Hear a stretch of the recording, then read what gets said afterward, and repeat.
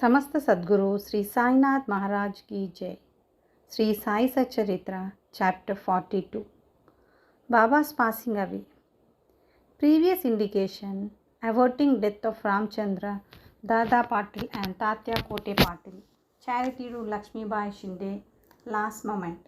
This chapter describes the passing away of Baba. Preliminary. The stories given in the previous chapter have shown that the light of Guru's grace removes fear of mundane existence, opens the path of salvation, and turns our misery into happiness. If we always remember the feet of Sadguru, our troubles come to an end, death loses its sting, and the misery of this mundane existence is obliterated. Therefore, those who care for their welfare should carefully listen to those stories of Sai Samartha which will purify their minds. In the beginning, Hemadpant dwells on Dr. Pandit's worship and his markings Baba's forehead with Tripunda, that is, 3 horizontal lines. But as has been already described in chapter 11, it has been omitted here. Previous indication: the readers up till now heard the stories of Baba's life. Let them now hear attentively of Baba's passing away. Baba got a slight fever on 28 September 1918. The fever lasted for 2 to 3 days. But afterwards, Baba gave up his food and thereby grew weaker and weaker. On the 17th day, that is Tuesday 15th October 1918, Baba left his immortal coil at about 2:30 p.m. Professor C.G. Narke's letter dated 15 November 1918. 2 years before this, that is in 1916, Baba gave an indication of his passing away, but nobody understood it then. It was as follows. On the Vijayadashmi day, that is Dasara, Baba all of a sudden got into wild rage in the evening. When people were returning from Simolangan, crossing the border or limits of village, taking off his headdress, kafni and langota, etc., he tore them and threw them into dhuni before him. On being fed his offering, the fire in the dhuni began to burn brighter and Baba's stone shone still brighter. He stood there stark naked with his burning red eyes, shouted, "You fellows now have a look and decide finally whether I am Muslim or Hindu." Everybody was trembling with fear and none dared to approach Baba. After some time, Babaji Shinde, the leper devotee of Baba, went boldly near him and succeeded in tying a langota, that is a waistband, around his waist and said, "Baba, what is all this? Today is the Simolangan, that is Dasara holiday." Baba, striking the ground with his satka, said, "This is my Simolangan, that is crossing the border." Baba did not cool down till 11 p.m. and the people doubted whether the Chavdi procession would never take place that night.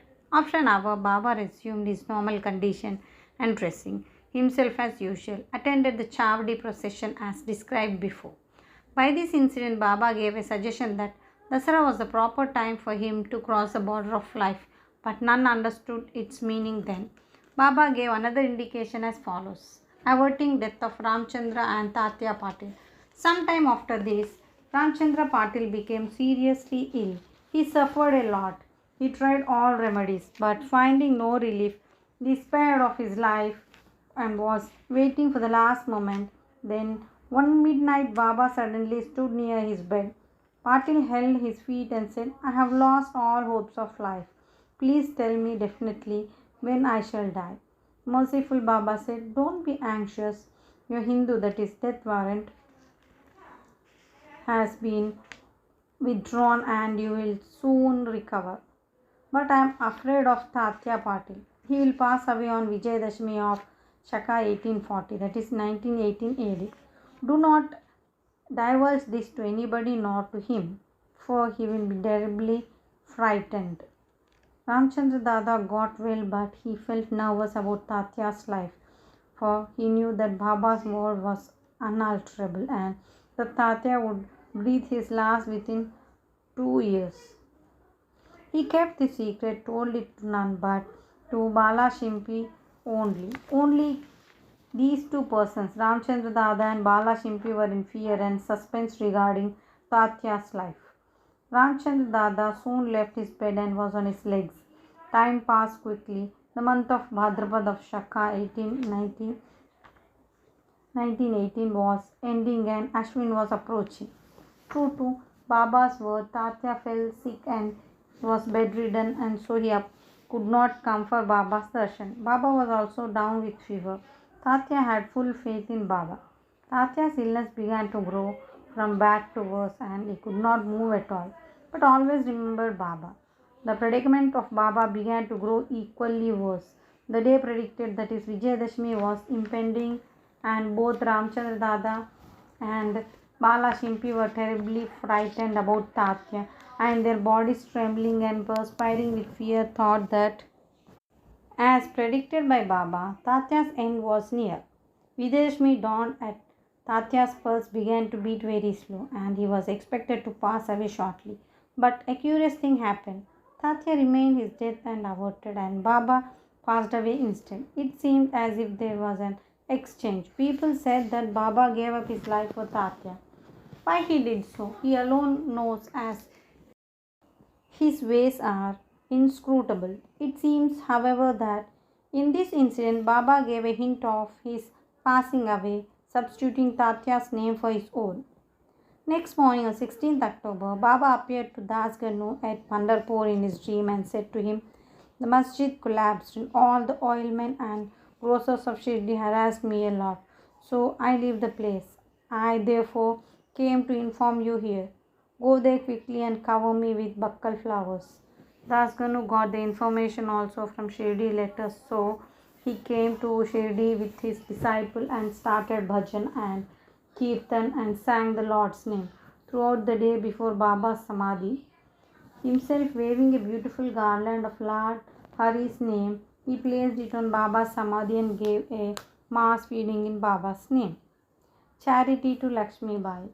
Dasara or Vijayadashmi is regarded by all the Hindus as most auspicious time, and it is befitted that Baba should choose this time for his crossing the borderline.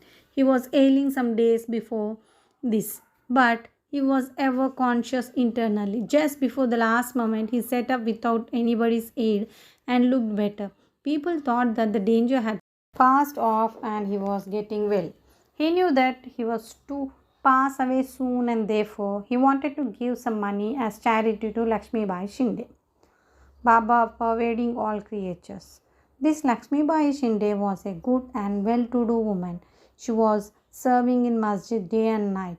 Except Bhagat Malsa, Pati Tatya and Lakshmi Bai, none was allowed to step into the masjid at night.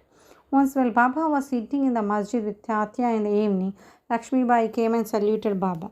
Baba said to her, "Oh Lakshmi, I am very hungry." Off she went saying, "Baba, wait a bit. I return immediately with bread." She did return with bread and vegetables and placed the same before Baba. He took it and gave it to dog. Lakshmi Bai said, "What is this, Baba? I ran in haste, prepared bread with my own hands for you, and you threw it to a dog without eating a morsel of it. You gave me trouble unnecessarily." Baba replied, "Why do you grieve for nothing? The appeasement of the dog's hunger is the same as mine. The dog has a soul. The creatures may be different, but the hunger of all is the same. Though some speak and others are dumb, know for certain that he who feeds the hungry really serves me with the food. Regard this as truth. This is an ordinary incident." But Baba thereby propounded a great spiritual truth and showed its practical application in daily life without hurting anybody's feelings. From this time onwards, Lakshmi Bai began to offer him daily bread and milk with love and devotion. Baba accepted and ate it appreciatingly. He took a part of this and sent the remainder through Lakshmi Bai to Radhakrishna Mai, who always relished and ate Baba's remnant prasad. This bread story should not be considered as a digression. It shows how Sai Baba pervaded all the creatures and transcended them. He is omnipresent, birthless, deathless, and immortal. Baba remembered Lakshmi Bai's service. He could How could he forget her?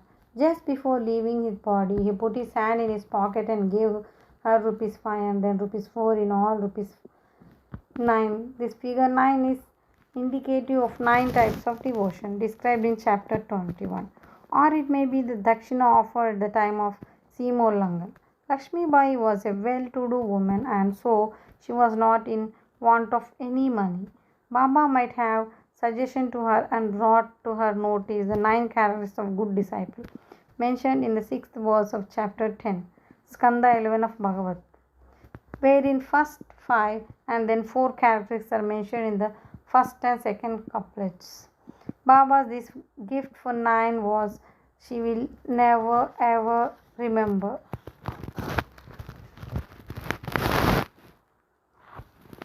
Being so watchful and conscious, he ordered them all to clear off.